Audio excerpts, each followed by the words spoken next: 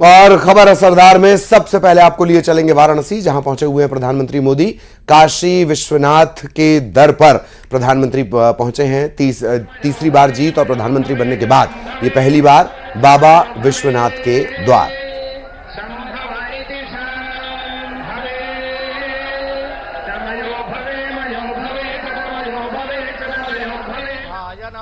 दामोदराय नमः, संकर्षणाय नमः, वासुदेव जद्देवे कुत्र्यायुघन्तन्नो अस्तुत्र्याय नमो बिल्मिने च कवचिने च नमो बर्मिणे जब्बरूथिने च नमः, श्रुताय च श्रुतसेनाय देवता वरुणो देव कर्पूरगौरं करुणावतारं संसारसारं भुजगेन्द्रहारं वसन्तं हृदयारविन्दे भवं भवानी सहितं नमामि। सन्तमया गिरिसन्त विजाकसी जामि भुङ्गिरिसन्त हस्ते विभर्गस्तवे शिवाङ्गिरित्रताङ्कुरुमाहि तमं मा विजयं धनुः कपर्दिनो विशल्यो बाणवान्नुदाहार्जाः सादृष्टो मृडत्वाङ्गन्धर्वा आखानस्त्वामिन्द्रस्त्वां बृहस्पति जद्देवे कुत्र्यायुघन्तन्नो अस्तुत्र्याय नमो बिल्मिने च कवचिने च नमो बर्मिणे जब्बरूथिने च नमः, श्रुताय च श्रुतसेनाय देवता वरुणो देव कर्पूरगौरं करुणावतारं संसारसारं। तो प्रधानमंत्री बनने के बाद ये पहला दौरा, जिसकी तस्वीरें इस वक्त आप देख रहे थे। खबरों का सिलसिला शुरू करेंगे। नीट परीक्षा में धांधली को लेकर देश भर में विरोध प्रदर्शन जारी हैं। इन सब के बीच सबसे बड़ी अदालत ने सुनवाई करते हुए एक बार फिर एनटीए को नोटिस जारी करते हुए 8 जुलाई को होने वाली अगली सुनवाई में जवाब दाखिल करने को लेकर कहा है। बिहार से गुजरात तक जारी पुलिसिया जांच में आए दिन एक से बढ़कर एक खुलासे हो रहे हैं। ऐसे में मेडिकल परीक्षा को लेकर सियासत गर्म हो चली है।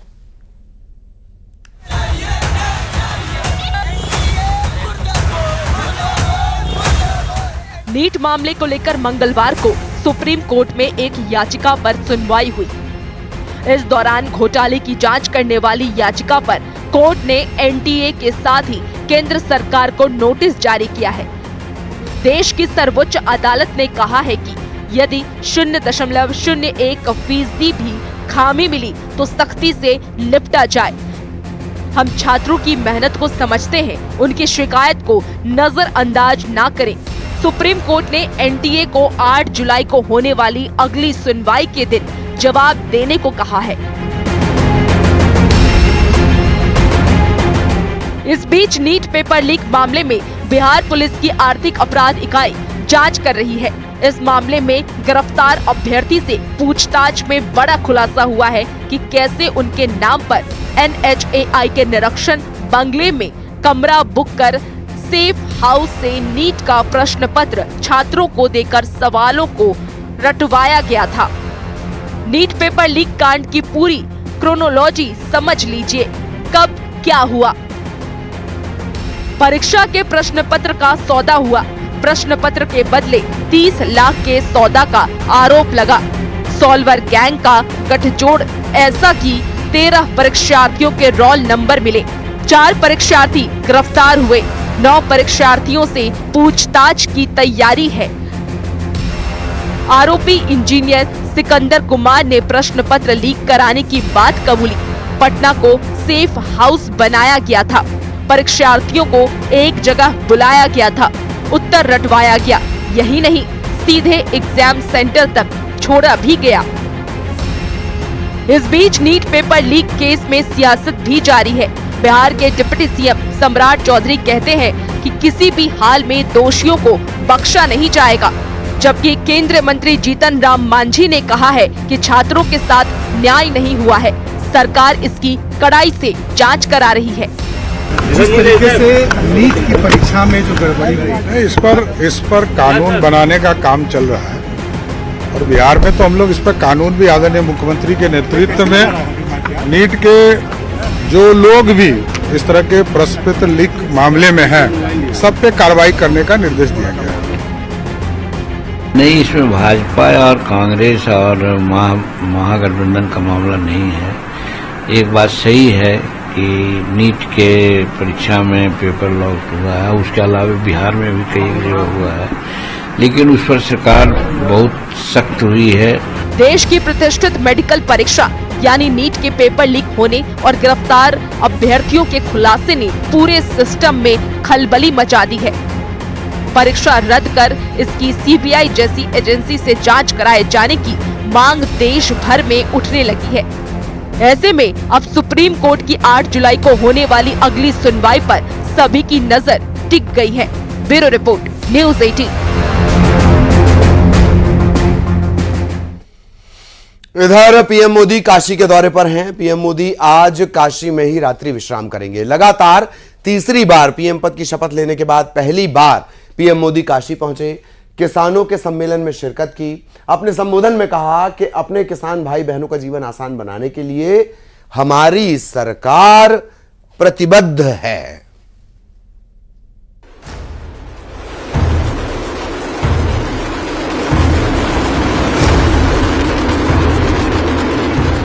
काशी के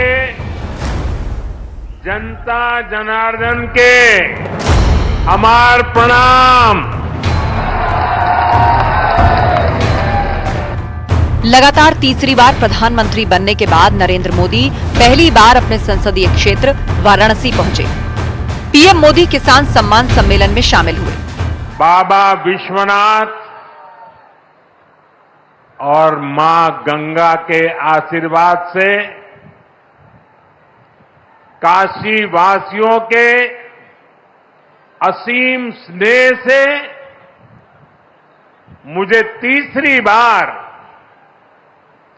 देश का प्रधान सेवक बनने का सौभाग्य मिला है। तीसरी बार प्रधानमंत्री बनने के बाद पीएम मोदी का ये पहला काशी दौरा है।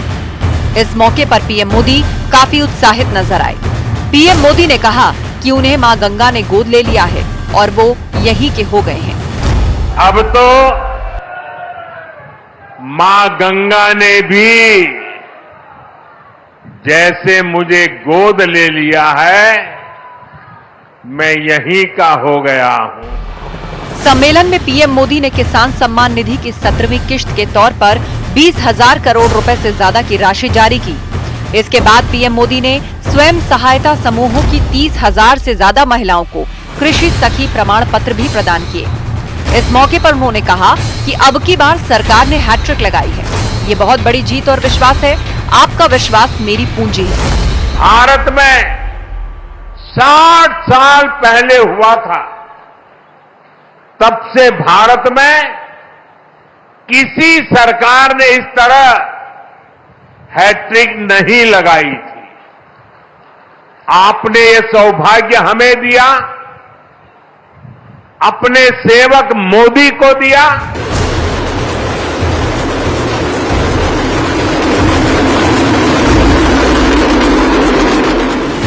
इस कार्यक्रम के बाद पीएम मोदी काशी विश्वनाथ के दर्शन करने पहुंचे।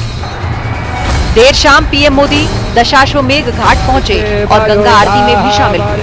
हरिम्रत्नेश्वर्यै नमः। शरभोपचारार्थे गन्धाक्षतपुष्पाणिं समर्पयामि। ओम इदग्गुं हविः प्रजाननं मे अस्तु दशवीरग्गुं सर्वगणग्गुं स्वस्ताय। पीएम मोदी के स्वागत में काशी की प्रमुख जगहों को सजाया गया। प्रधानमंत्री बाई रोड जहां से गुजरे, वहां पूरे रास्ते पीएम के स्वागत के लिए सजावट नजर आई।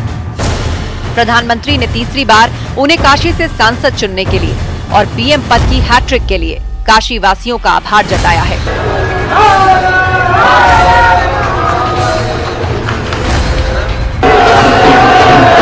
न्यूज़ 18 के लिए ब्यूरो रिपोर्ट। इधर राहुल गांधी ने केरल की वायनाड सीट से इस्तीफा दे दिया है। कांग्रेस महासचिव प्रियंका गांधी अपने करियर का पहला चुनाव लड़ने जा रही हैं। प्रियंका गांधी वायनाड सीट से उपचुनाव लड़ेंगी। राहुल गांधी के वायनाड सीट छोड़ने और प्रियंका के चुनाव लड़ने पर सियासत गर्म है।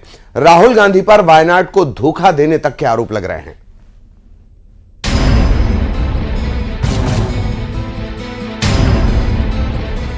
राहुल गांधी ने केरल की वायनाड सीट से इस्तीफा दे दिया है। कांग्रेस महासचिव प्रियंका गांधी अपने वायनाड से उपचुनाव लड़ेंगी। राहुल के रायबरेली से सांसद बने रहने और प्रियंका के वायनाड से चुनाव लड़ने के ऐलान के बाद से सियासी बयानबाजी तेज हो चुकी है। कांग्रेस के इस फैसले पर इंडिया गठबंधन में शामिल पार्टियां भी नाराज हैं।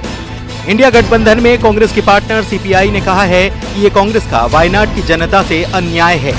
राहुल गांधी के खिलाफ चुनाव लड़ चुकी सीपीआई की एनी राजा ने कहा है कि राहुल गांधी को वोटिंग से पहले वायनाड के लोगों को ये बताना चाहिए था कि वो रायबरेली से भी चुनाव लड़ेंगे। प्रियंका गांधी के पूर्व राजनीतिक सलाहकार प्रमोद कृष्णम ने कहा है कि वायनाड से प्रियंका को लड़ाने का फैसला बताता है कि कांग्रेस को हिंदुओं पर भरोसा नहीं है। कांग्रेस ने प्रियंका गांधी जी को वायनाड से लड़वा करके एक बात प्रूव कर दी है, सिद्ध कर दी है कि कांग्रेस को हिंदुओं पर भरोसा नहीं है। अगर हिंदुओं पे भरोसा होता तो उन्हें कहीं और से चुनाव लड़वाया जाता। Wayanad, my family means his family. He brought his sister.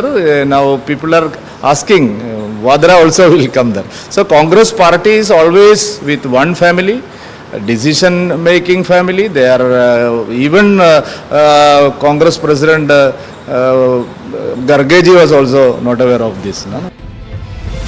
जब राहुल गांधी और कांग्रेस को 2019 के लोकसभा चुनाव में ये लगा कि अमेठी की सीट से गांधी परिवार का कॉपीराइट हटने वाला है, तब राहुल गांधी के लिए सेफ सीट की तलाश शुरू हुई और ये सेफ सीट थी वायनाड। यानी जब अमेठी में कांग्रेस के लिए वोट के लाले पड़ गए थे, तब वायनाड ने राहुल गांधी का हाथ पकड़ा और उन्हें संसद पहुंचाया। लेकिन अब रायबरेली से भी चुनाव जीतने के बाद राहुल ने वायनाड सीट छोड़ने का फैसला लिया है। इस पर सवाल भी खड़े हो रहे हैं। हालांकि इस सीट पर प्रियंका गांधी चुनाव लड़ रही है। बीजेपी इस पर भी निशाना साध रही है। बीजेपी के सांसद दिनेश शर्मा का कहना है कि राहुल गांधी रायबरेली से इस्तीफा देने से डर गए तो वायनाड सीट छोड़ने का ऐलान किया। ये दोनों भाई बहन जो हैं केवल अपनत्व का झांसा देते हैं और tata bye bye hi hi hello hello वाले लोग हैं और ये केवल चुनाव के सरगर्मी के दौरान चुनाव में पिकनिक मनाने आते हैं। राहुल गांधी ये समझ रहे हैं कि अगर वो यूपी छोड़ते हैं तो उन्हें अखिलेश यादव का सहारा लेना होगा। यही वजह है कि राहुल गांधी ने रायबरेली सीट के साथ रहने का ऐलान किया, जबकि वायनाड लोकसभा सीट से प्रियंका गांधी को चुनाव लड़वाने का मतलब ये है प्रियंका गांधी के लिए पिच तैयार हो चुकी है। मैं बहुत खुश हूँ कि प्रियंका वायनाड से चुनाव लड़ेंगे, मेहनत करेंगी वो वहाँ भी, और मैं उम्मीद करता हूँ कि वहाँ की जनता उनको भारी बहुमत से जिताए। पहले तो मैं देश की जनता को धन्यवाद देता हूँ कि उन्होंने इंडिया गठबंधन को भारी अच्छे नंबर से जिताया और कांग्रेस को अच्छे नंबर पे लाए और बीजेपी का जो 400 पार का जुमला था उनको हकीकत याद दिला दी कि जनता कितनी उनसे नाराज़ थी। और मैं ये कहूँगा कि जो धर्म की राजनीति है वो सबने देखा था कि अयोध्या में उनकी हार से उनको समझ आया है कि धर्म की राजनीति देश नहीं चाहती है। राहुल गांधी और कांग्रेस ने भविष्य की राजनीति के लिए एक सोचा समझा रोड मैप तैयार किया है, जिसमें नॉर्थ इंडिया से लेकर साउथ इंडिया की राजनीति को साधने का प्लान बनाया गया है। रायबरेली राहुल को यूपी में मजबूत करेगा तो वायनाड में प्रियंका गांधी कमान संभालेंगे। हालांकि इस फैसले पर राहुल गांधी पर वायनाड को धोखा देने के आरोप लगाए जा रहे हैं। Bureau report, news 18।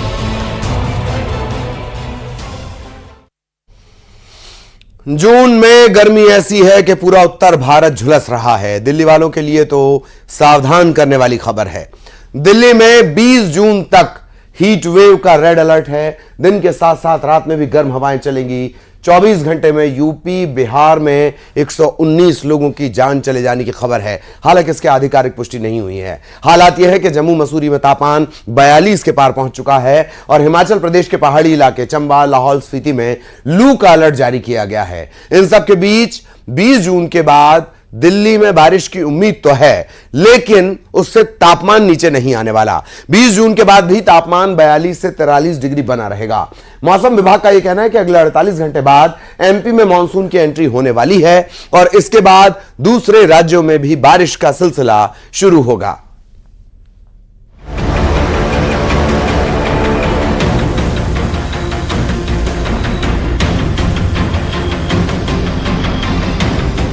पूरे उत्तर भारत में गर्मी प्रचंड है और लू के थपेड़े के बीच लोग झुलसने के लिए मजबूर हैं। गर्मी का रेड अलर्ट है कि खत्म ही नहीं हो रहा। आग बरसाती गर्मी का सितम कब खत्म होगा, मॉनसून कब आएगा, ये बड़ा सवाल है। लेकिन जून में जलाने वाली गर्मी से बचने का रास्ता नहीं मिल रहा है। यूपी और बिहार के कई जिलों में भीषण गर्मी काल बनकर बरस रही है। उत्तर प्रदेश में 24 घंटे में लू से 90 लोगों की मौत हो गई है।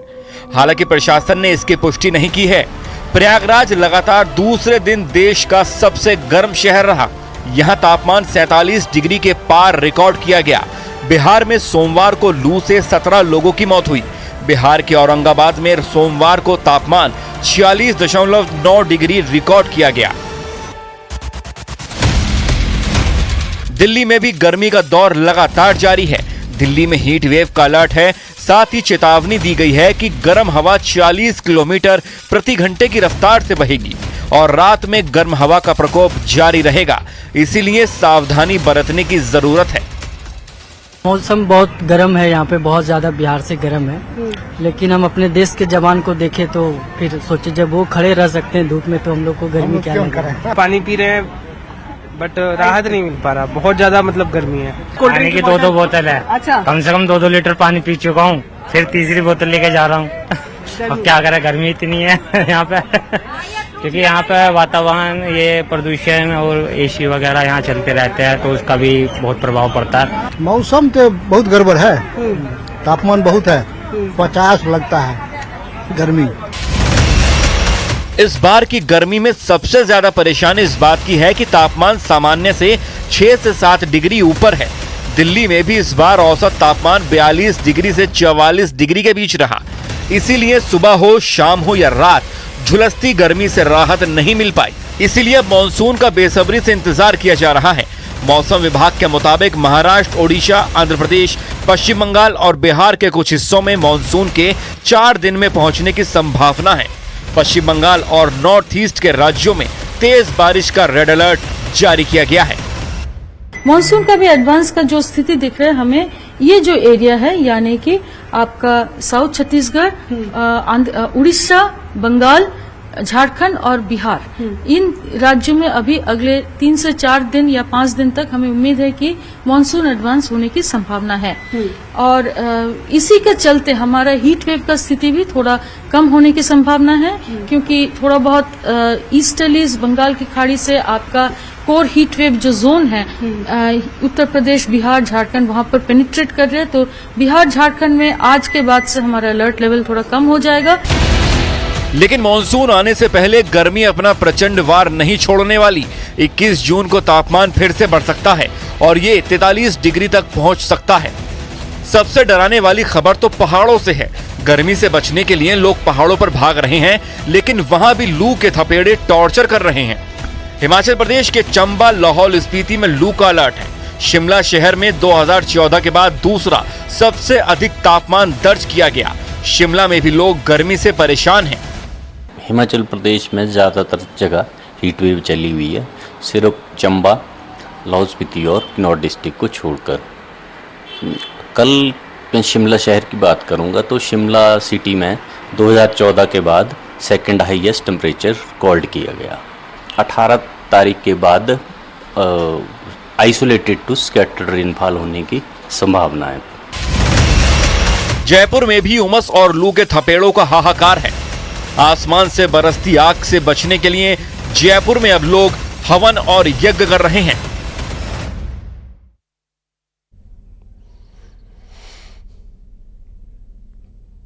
इधर ग्वालियर में 3 तलाक का हैरान कर देने वाला मामला सामने आया। यहां एक पति ने अपनी पत्नी को 20 सड़क पर 3 तलाक दे दिया। महिला अब इंसाफ के लिए पुलिस से गुहार लगा रही है। ये सिरा लेकर आई हूँ, मेरे पति ने मुझे बीच रोड पे तलाक दे के गया पैसे के पीछे। मेरी इतनी बड़ी बेइज्जती कर दी। ये बताइए मेरी इस बच्चे को लेके मैं कहाँ जाऊँ इस दुनिया में। माँ बाप मेरे बूढ़े माँ बाप है, कोई मेरा नहीं है। ये एक महिला की गुहार है। देश में 3 तलाक गैर कानूनी है, लेकिन फिर भी लगातार 3 तलाक के मामले सामने आ रहे हैं। लेकिन ये तो हद ही हो गई। पति ने सड़क पर अपनी पत्नी को तलाक दे दिया और वो अब दूसरी शादी भी कर रहा है। परेशान महिला अपने बच्चे को लेकर दर दर की ठोकरें खा रही है, इंसाफ की गुहार लगा रही है। 3 तलाक का हैरान कर देने वाला ये मामला ग्वालियर का है। बोहड़ापुर थाना इलाके के गुरु नानक नगर की रहने वाली महिला का निकाह आबिद खान से 2021 में हुआ था। महिला का आरोप है कि आबिद उसे दहेज के लिए परेशान करता था। मैं ये सिरा लेकर आई हूँ, मेरे पति ने मुझे बीच रोड पे तलाक दे के गया पैसे के पीछे। मेरी इतनी बड़ी बेइज्जती कर दी। ये बताइए मेरे इस बच्चे को लेके मैं कहाँ जाऊँ इस दुनिया में। माँ वो मेरे बूढ़े माँ बाप को कोई मेरा नहीं है। महिला ने पति आबिद के खिलाफ महिला थाना पहुंचकर शिकायत दर्ज कराई। पुलिस ने महिला की शिकायत पर आरोपी पति के खिलाफ दहेज एक्ट और मारपीट के तहत अन्य धाराओं में मामला दर्ज कर लिया। लेकिन बाद में महिला पुलिस की जनसुनवाई में एसपी ऑफिस पहुंची और कहा कि महिला थाना पुलिस ने 3 तलाक का मामला दर्ज नहीं किया। हालांकि अधिकारियों ने कार्रवाई की बात कही है। जनसुनवाई के दौरान एक आवेदी का बोहड़ापुर थाना क्षेत्र की आवेदी का है और उसके द्वारा शिकायत आवेदन पत्र लेकर आई थी। उसका कहना यह था कि उसके पूर्व से उसके पति से विवाद चल रहा है और विवाद के संबंध में महिला थाने में पूर्व में काउंसलिंग भी हुई थी और उसकी तरफ से पति के विरुद्ध धारा 498 का अपराध भी पंजीबद्ध है। इस बात पर से जो है पति ने उसके साथ में 3 बार तलाक देकर उसको अलग कर दिया। बच्चे के साथ वो परेशान है, तो उसका जो आवेदन है उसका कहना यह था कि उसमें तलाक की धारा बढ़ाई जाए। तो इस संबंध में थाना प्रभारी को निर्देशित किया गया है। देश में 3 तलाक के खिलाफ कानून बना है, लेकिन इसके बाद भी 3 तलाक के मामले सामने आ रहे हैं। ग्वालियर की ये घटना तो हैरान कर देने वाली है। पति ने सड़क पर पत्नी को 3 तलाक दे दिया। हालांकि पुलिस ने मामले में कार्रवाई की बात कही है। सुशील कौशिक, न्यूज़ 18 ग्वालियर। बाबा महाकाल के चरणों में भक्त रुपए, पैसे, सोना, चांदी सब कुछ अर्पित करते हैं, लेकिन एक भक्त ने भगवान को चढ़ाए हैं 2 आम। ये आम बहुत खास हैं। इनकी कीमत जानकर हर कोई हैरान है। एक आम की कीमत इतनी है कि उसमें कई क्विंटल आम खरीदे जा सके। इनमें से एक आम दुनिया का सबसे महंगा मैंगो मिजाया की है। आखिर क्या है इन आमों की खासियत, देखिए।